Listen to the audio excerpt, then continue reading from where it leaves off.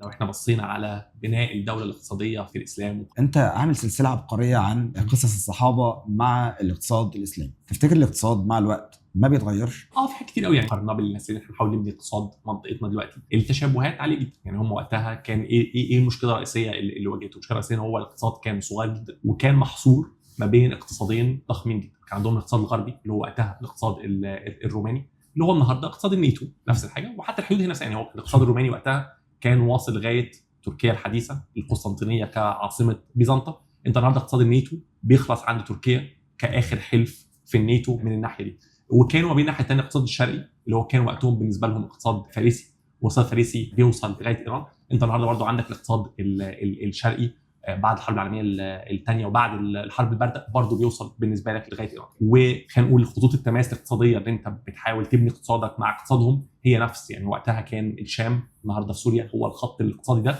والناحيه الثانيه العراق هو برضو الخط الاقتصادي النهارده اللي بيصير. ففي الاخر الوضع الاقتصادي اللي بتحاول تعمله انك تبني دولتك الاقتصاديه في وسط اقتصادين ضخمين جدا عالميين، وانت في النص في المنطقه الفاصله اللي ما بينهم، هو نفس الوضع الاقتصادي انت بتلاقي نفسك فيه النهارده. كان وقتها المشكله الرئيسيه الثانيه اللي بتواجهه ان هو بيحاول يبني اقتصاد في وقت هو جاي من اقتصاد متقسم لقبائل، فهو بيحاول يبني اقتصاد موحد وبيحاول يعمل حركه. النهارده انت عندك نفس الفكره، انت النهارده عندك دول كتير اللي هي بتوازي ما كان وقتها القبائل في الدول العربيه، وانت بتحاول انك تبني اقتصاد موحد، تحاول تبني سوق عربيه مشتركه.